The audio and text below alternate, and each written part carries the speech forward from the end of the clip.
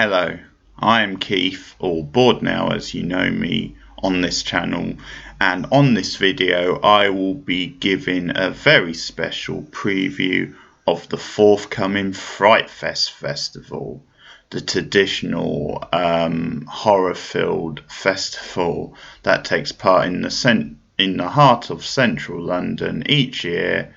And yes, this year, if I can get my words out straight, it is 20 years old, so the 20th anniversary. So I would expect plenty of fun-filled, scary, terrifying, gross-out, disgusting, blood-inducing, and all the rest of it treats for the 20th anniversary. There you have it. But for the second straight year I will be attending Frightfest. I'm proud to say I'm one of the volunteers. And so once I get back, I will be reporting back. I will have a special review video on this channel as quickly as I possibly can. Obviously I won't be seeing everything. There's a lot on and probably won't even scrape the surface, but I will see as much as I can, and I will report back on the films I do see, and obviously on the general atmosphere and goings on.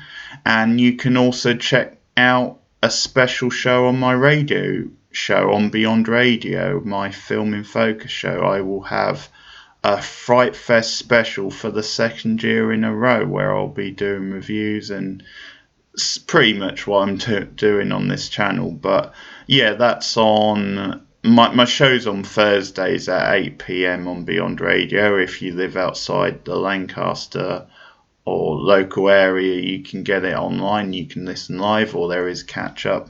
And that show should be taking place on the 28th of August. But without further ado, I'm going to be talking about this year's Frightfest. I'm going to be picking out some of the potential highlights. Because, I mean, the one thing about Frightfest is it really does cater to all tastes. If you are a horror nut, a gore nut, or you like suspense or psychological, if you're into classic horror, it also caters to that. It has pretty much everything a horror fan could want, so something for everyone, I think, and it's really is a great experience. So this year, yeah, as always, it will be running for 5 days, and that's from Thursday the 22nd of August to Monday the 26th of August. As I said, it's in central London, so it takes place over 2 cinemas, which is the Cineworld in Leicester Square and also the smaller Prince Charles cinema, also in Leicester Square, right nearby. So that's, I think they sort of have some of the smaller arty foreign films screening at the Prince Charles, more of a picture house style cinema, but certainly there's a good mixture of films screening across both cinemas, and yeah, they're right nearby each other, so you can't really miss it. So yeah, I have picked out some potential highlights. There's one or two here that could be lowlights as well, but I thought they were worth mentioning. And I'm going to get stuck in because on the opening night, or the opening day even, there are 3 potentially big premieres. Well, they are big premieres, and that's something about Frightfest. There's lots of UK and also world and European premieres. So often, in some cases, you'll have the chance to see these films before anyone else in the world, which is very exciting. So the sort of opening night film on the 22nd is Come to Daddy, and it stars everyone's favourite hipster and nerd, that being Elijah Wood of The Lord of the Rings and Eternal Sunshine of the Spotless Mind. And he is perfectly cast as an urban hipster who, out of nowhere, he's in his 30s, he gets an invitation from his dad to come to his house, have a mysterious meeting after all these years. And his dad, perfectly cast, played by the always terrifying Stephen Mahattie. There's just something always very chilling and unnerving about this guy. So he plays his dad, and they have a series of interactions where there's this tension from the past. And basically the Elijah Wood character is nervous about what his dad will think about him. He doesn't know how to act around him. So he sort of makes up these stories about his life and what he does. And this sort of escalates till eventually things go, well, it's a horror movie and Stephen Mahaffey is a unhinged father. So you can sort of fill in the dots, but they sort of lead to, potentially deadly consequences between the two, sort of cooped up in this house. So you get the one location.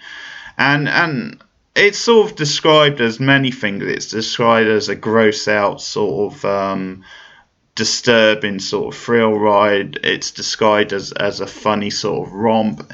It's even IndieWire even throws in the word tearjerker in. So it sounds like there's a lot going on. As well as Mahaffey, Martin Donovan appears. Big Martin Donovan fan. I remember him well from the 90s indie film The Opposite of Sex.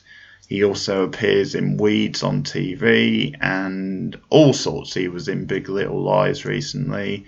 Very good 90s film called The Amateur as well he was in. So lots of great stuff. He's a really great character actor. Always very solid, Martin Donovan. So it's a solid cast. So that sounds like a promising open night film.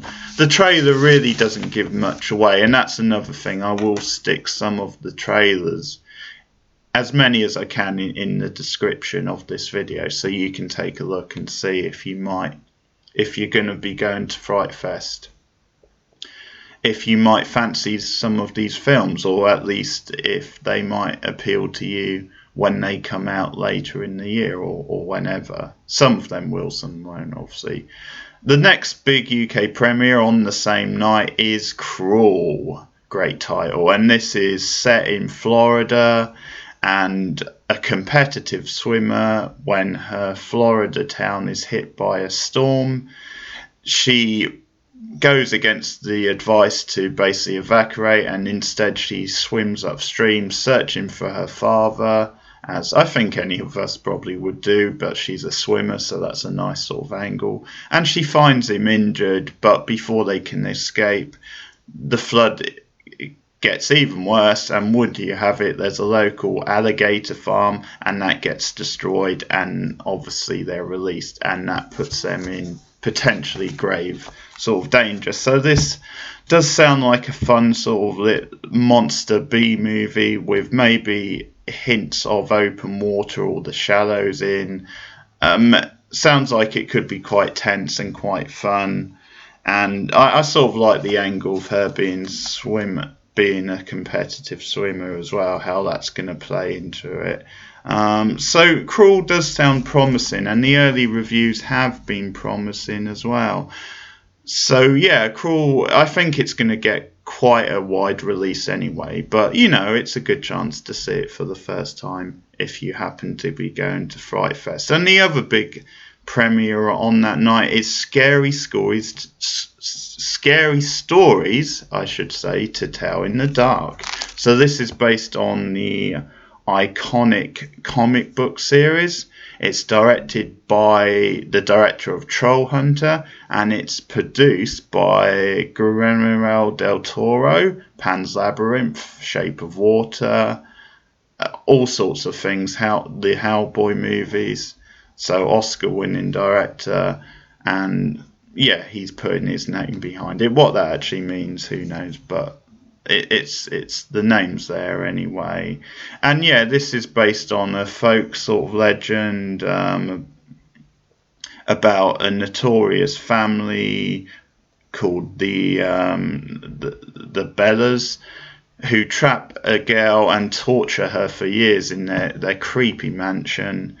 And the girl then turns these experiences into stories that get passed through the generations. So this film sort of shows a whole new generation of kids, teens in particular, how they're affected by the particular story. So it has an anthology style feel to it, I guess. And it stars Zoe Margaret Kaliti, Michael Garza, and also Dean Norris. So you get the sort of character actor cred with Dean Norris appearing, of course, of Breaking Bad and many other things. And the trailer looks a bit hit and miss, to be honest. It looks like it could be really silly and kind of clunky, sort of effects heavy, but you know, there's some credibility there with the director, and if the casting is right, I think it could set the mood quite nicely. But we'll see on that one anyway. So 3 potentially good premieres, and something else I picked, which is on the same opening day, and this is called I Am Toxic, another UK premiere. I'm sort of so this is an Argentinian film directed by Pablo Perez, and it's about a guy who wakes up amongst a pile of dead bodies, and I mean, who hasn't done that before? And he basically has amnesia, so he doesn't know his identity, and he doesn't know how he got there. So he's given this identity by a group of strangers, and this leads to a fight to the death. So I saw pictures of it. It looks all very sort of gothic and dusty, and yeah, has that particularly macabre sort of look and atmosphere. So it could be quite good fun. So that's a potential gem, one of the smaller films. I Am Toxic. That's showing on the 22nd. So moving on to the 23rd, I won't necessarily do it day by day, but it's worth picking out some. Dark Encounters having its international premiere. So this is sort of mixing sci-fi and horror, and it's about a grieving couple who, it's sort of set 1 year after they've lost their son, or their daughter, slip there. They've lost their daughter, so they're grieving, and they've just returned with family and friends from a memorial service, when suddenly a light appears from the local forest, as it does. So we're getting into sort of sci-fi and extraterrestrial sort of areas here. And it turns out there may be secrets linked to them that are to do with their lives and maybe what happened to the daughter. And this stars Laura Fraser, underrated actress. I always quite like her, enjoy her presence. And Frightfest and horror legend Alice Lowe, who of course was so brilliant in Prevenge a couple of years ago, made her directing debut and starred in it, and other, you know, smaller hits like Ghoul as well, and on a more mainstream level, Paddington. So she's really crossed the boundaries. And I can't really forget Sightseers, the brilliant Ben Wheatley film, the really dark, satirical, camping horror thriller comedy. So Alice Lowe, always great value, so she appears in the film as well. So that could be another little bit of a gem, which, you know, I think I can see having a bit of a mainstream appeal as well. It's called Dark Encounter. Another foreign film on the same day, and it's called Dacula. I'll go with Dacula. This is a Tunisian film, a folk horror movie which has broken box office records in South Africa. So that's something to give it a bit of buzz. So 3 journalism students investigate a cold case involving a Mongolian woman who was found severely mutilated, and she's now kept in an asylum which is suspected of witchcraft.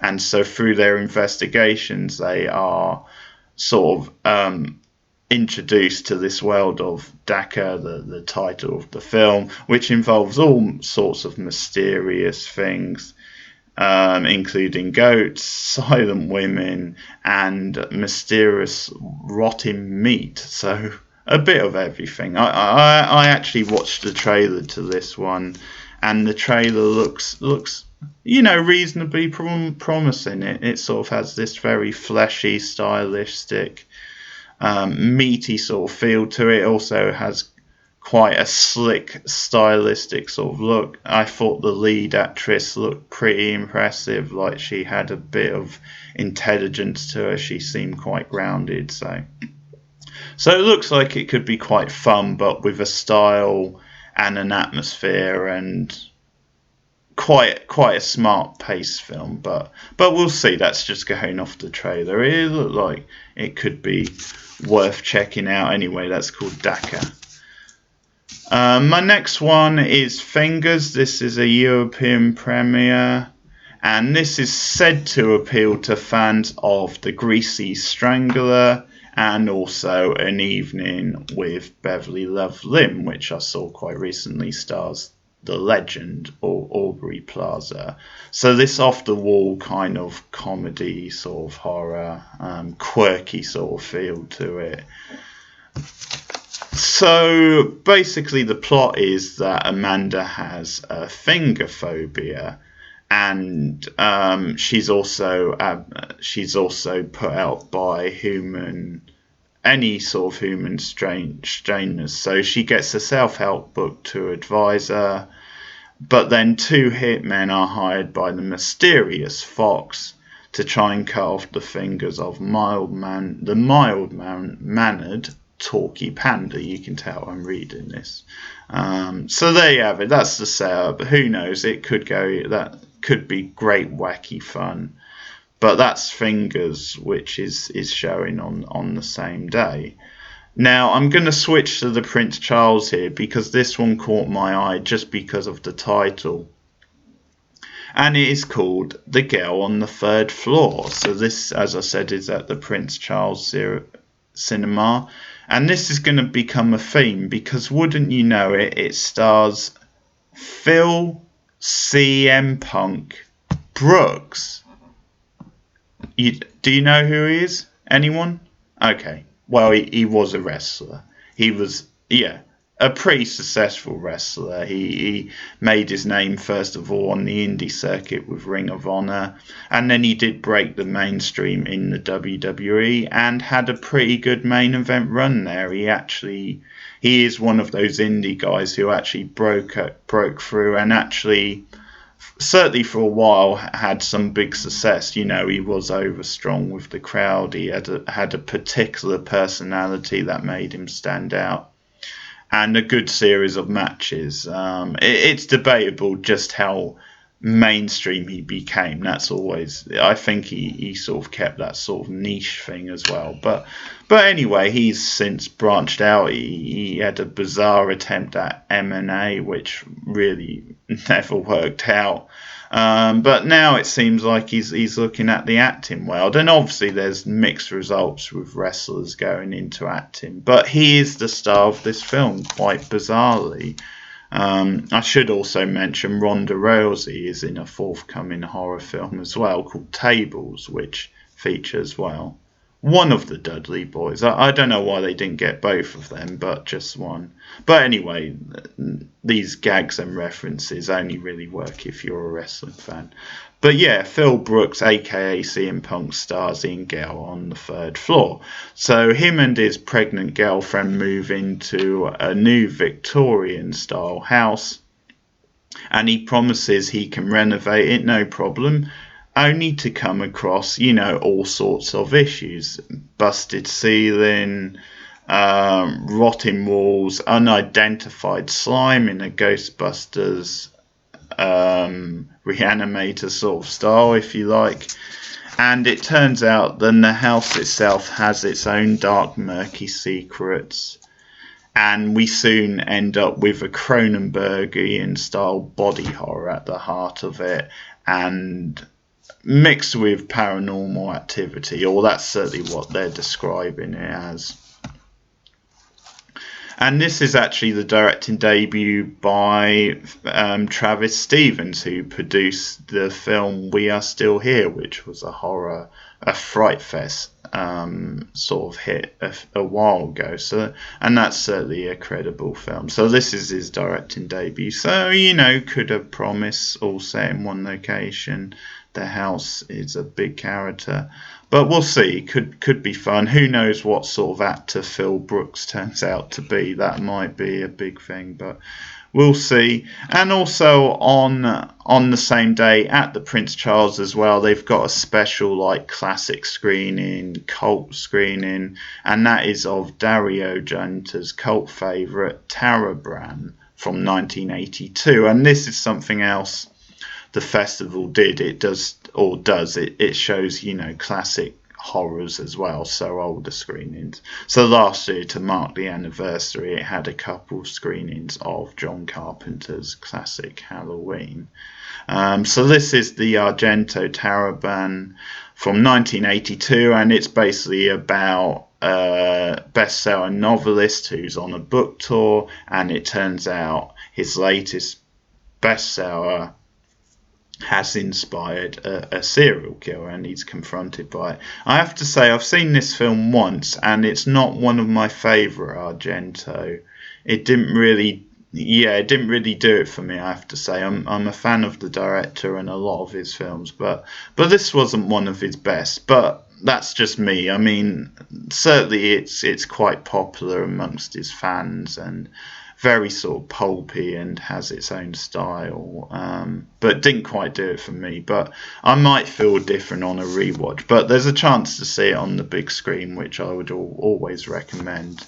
So that's at the Prince Charles Cinema. And we're moving on to Saturday the 24th, and potentially one of the lowlights, because this, to me, just looks very cheap and tacky. It's called Madness in the Method. Now, it's the directing debut by Jason Mears, who some of you will know as Jay, as in Jay and Silent Bob. So they appeared in the early Kevin Smith films. Kevin Smith, of course, plays Silent Bob. And they're fine in small doses, but this is his directing debut, that being Jason Mears. He plays himself, and the whole gag is that he's tired of his Jay persona. He wants to be taken seriously as a method actor. So then his buddy, Kevin Smith, playing himself, introduces him to this mysterious book all about method acting, with deadly consequences ensuing. Now, the one thing I will say about this film is that Mears, or whoever's involved, has gotten Judd Nelson of The Breakfast Club, Vinnie Jones, yes, Vinnie Jones, Zach Gallagher and of Gremlins, and Terry Hatcher all involved. So that's kind of the novelty, but it really sounds like a lame film to me, and sort of weak gags, really, because you can see with the supporting cast how it's all going to be about how they've seen better days and them kind of having fun with their images, and Hatcher very glamorous, but she's now getting on a bit in years. Vinnie Jones, ex-hard man. And who knows what sort of director Mears is, but yeah, it just sounds like the cheapest form of parody. But that's method to the madness, and so that's something coming up which might pique a few interest. Not particularly me, I have to say. Much more fun looks to be Halloween Party, which is a Canadian set horror movie. And there's something about Canada and the setting for horror movies I just love. Of course, a lot of Cronenberg films were set there. Ginger Snaps, the teen werewolf movie from, well, it's going on for 20 years now. That was set there. That's a great little horror movie that I revisited recently. So the Canadian setting is always a popular one for horror movies, and it always seems to be effective. So the horror party of the title is a group of 5 disfigured children who plan to take vengeance on the world that they feel has mistreated and not look after them. And they're unwittingly released into the world, and they take vengeance or look to make the lives miserable of a group of college students and terrorize them. So yeah, this one looks like it could be a lot of fun. That is called Halloween Party, and that is on Saturday the 24th. Yeah, they split them across. There's the Discovery screen, there's the Horror Channel screen. Of course, some stuff showing at the Prince Charles. And speaking of Canada, I will end with a film which was largely filmed in Canada, and that is one of the big closing nights film. It's the Rabid, the new film by the Saskia sisters, which was first sort of mentioned. I remembered at last year's Fright Fest. It was brought up that they were doing this. So the latest film by the sisters. In the past they've done the ultra low budget B movie Dead Hooker in the Trunk, quite good fun. They did again the Cronenberg style body horror Revenge, American Mary, starring Kathleen Isabelle. Probably their best film for me. Really good revenge twist on the revenge thriller. Very again pulpy and gross out. Lots of good fun. Isabel very effective in the lead. And then more recently, See No Evil 2, which is probably a rare sequel to be better than the first film. Of course, another wrestling link, WWE wrestler Cain. It was the follow-on, and it had a very actually Halloween 2, as in the original Halloween 2 feel to it, but all set in mostly the one location. But pretty solid film, actually, pretty solid slasher film. So they know how to operate, they know how to do these very basic generic beats, but give a style and make them entertaining. And American Mary was truly something entertaining and interesting. So this is their modern redoing of the Cronenberg. It was 1977, the original film, and so the idea is that Rose wants a career as a high class fashion designer, but then a deadly or a horrible accident disfigures her beyond compare, and she has this radical, crazy surgery. Stephen Manhattan again. Why would you ever trust this guy? He's doing the surgery. Steer well clear. And it seems all too perfect. And her dreams do come true. She's transformed into this stunning figure, and she breaks into the industry. But of course, with this being a horror / sci-fi, at a deadly price. So that's the sort of catch and the ultimate effects on Rose. As I said, Stephen Manhattan shows up. You have Lauren Van der Voort as the lead, and several others, Craig Burke, and CM friggin' Punk again. CM Punk is in this film as well. He pops up on the trailer. And a cameo. What's with this guy? Is he trying to take over horror movies? He certainly has the look. That's all I say. But CM Punk, maybe in a smaller part in this film. He was the lead in the other film, Woman on the Third Floor. But there you have it, Rabid. What do you guys think of the potential of Rabid? I'm mixed on it. The trailer actually doesn't look very good. It looks a little too cheesy, a little too low budget, straight to video or DVD, VOD, whatever you want to say, which can be fun, but it doesn't look to have the edge of like American Mary. But that could be the trailer misleading me. I hope it is. On the other hand, what I will say about it is then the original Rabid isn't one of Cronenberg's classics. It's not one of his best films. It's not terrible neither. It's kind of in the middle. It's pretty effective for what it is, but it's not one of his best films. So in a way, I can see how the Rabid can be improved upon, but we'll see about that. So it could go either way. But that is my preview of Fright Fest 2019. It is only a matter of days away, and I will be reporting back on it on this channel soon. If you're going to the festival, let me know. Have a great time. Have a spooky great time, and I'll see you guys again soon. Goodbye.